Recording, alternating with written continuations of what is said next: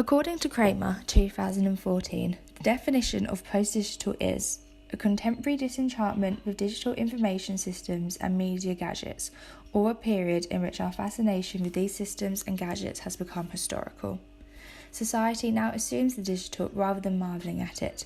It is reflecting back on what life used to be like and realising the consequences of great digitalisation. Recent national events and issues have reinforced this response, and as a result, this essay will explore the effects of reality TV on its contestants and the audience, particularly focusing on the ITV2 dating reality TV show Love Island as a central case study. Love Island is a British reality dating TV show that launched in June 2015 on ITV2 and since has had 4 seasons, with the latest being aired June 2018 and an upcoming one this summer 2019. The format of the show involves a group of contestants made up of members of the public living away from the outside world and instead inside a villa in the Spanish island of Mallorca.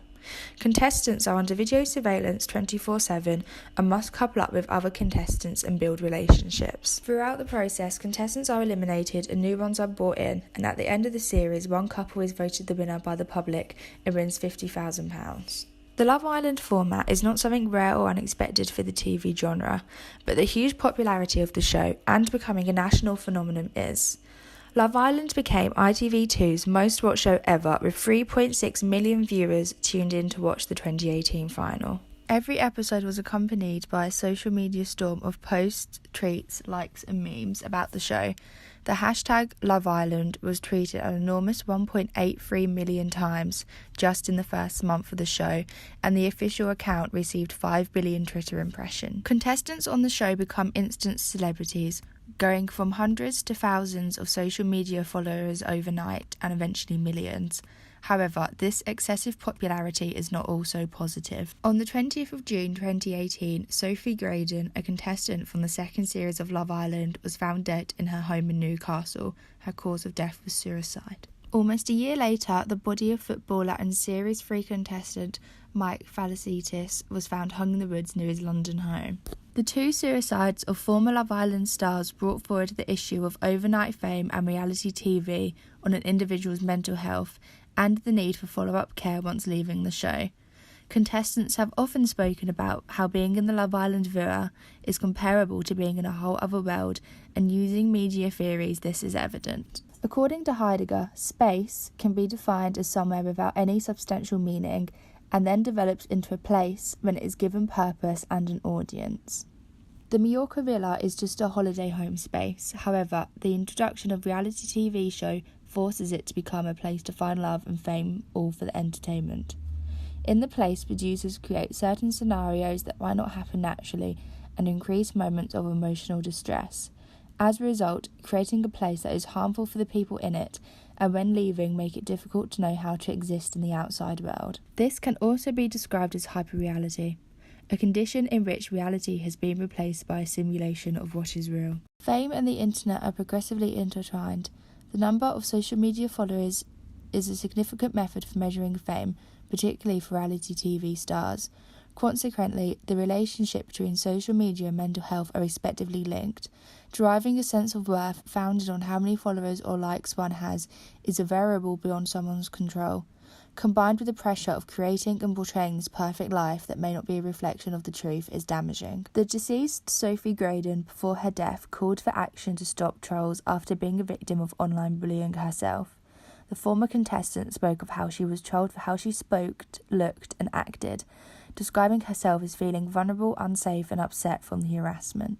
The way you look, the way you talk, they would come up with an opinion on who you were based on 45 minutes of a TV show, where you'd probably be in about 5 or 10 minutes of that TV show put down from, 24 hours.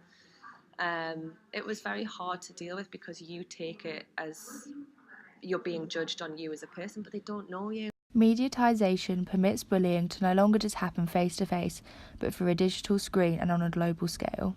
The creation of a life that is represented on social media but not entirely true, or a version that only highlights the positives, can be described as the previously mentioned term hyperreality. Hyperreality can be defined as a representation of something replacing the affairs of what is actually being represented and eventually preceding the reality. a version of reality that is thought to be real but is not. For reality TV stars, also commonly known as influencers, once constructing their perfect social media life, it can be hard for them to differentiate between what they portrayed and what has actually happened, subsequently having a negative effect on their self-esteem. Furthermore, digitalization and techniques such as Photoshop also create a hyper-reality based view of appearances. From smoothing skin to creating bigger lips and reducing grey sizes, Photoshop creates a false perception of a person and increases insecurities within them. The individuals editing their own images have the risk of a harmful body image perspective and mental health. Photoshopping and editing their own images are trends for Love Island stars, with many accused of doing so. Series 4 participant Zara McDermott has been slammed for altering her images to make her breasts appear larger and received a large amount of backlash for doing so. The same happened for contestant Kendall Knight, who suffered online hate for airbrushing her selfies. However, it isn't just the female stars who are accused of these actions, but the males too. A&E doctor and fan favourite Alex George was criticised for posting a picture to his Instagram of him sporting a six-pack, when throughout the show he seemingly did not have one. All have said that before Love Island and fame, they did not feel the need to edit their images, but the amount of comments they were gaining daily made them insecure about their appearances. This shows the negative impact that reality TV has had on the lives of these individuals. Photoshop and image editing highlights the idea of a post-digital body. Digitalization plays a key part in the contemporary view and reimagination of the body. Bodies are no longer physical, but similarly the one shown online and on social media, which has been through the whole process of editing and reconstruction. Likewise, it can be loosely linked to the theory of assemblage, when human and non-human practices, ideas and discourses come together in a complex and technological way. A hyperreal and post-digital body is not just harmful on the individual/influencer, but their audience and fans too. Fans will aim and inspire for this supposedly perfect body that is in fact not real, but a simulation of reality and therefore impossible to achieve. The desire to have a body that society deems beautiful and your social media favourites promotes is extremely damaging on one's self-esteem, confidence and mental well-being. The power of influencers is quickly increasing and most importantly effective. The old media theory, two-step flow by Coles and Lazarsfeld in 1955, states that information from the media has two stages.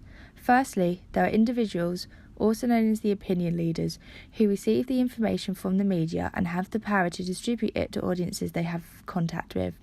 In doing so, opinion leaders pass on their own interpretations and bias. Therefore, the individuals in contact with the powerful opinion leaders are unable to accurately make their own judgment and decisions. This media theory of communications is criticised as being outdated, mainly because it was applied to broadcast media in the 1970s, 80s and 90s focused on politics.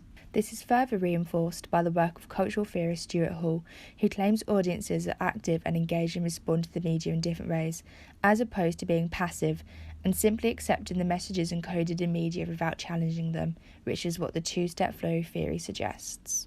However, two-step flow theory was identified as outdated before the advancements in digital and social media and the era of the post-digital. As previously mentioned, influencers have a great amount of power over their followers.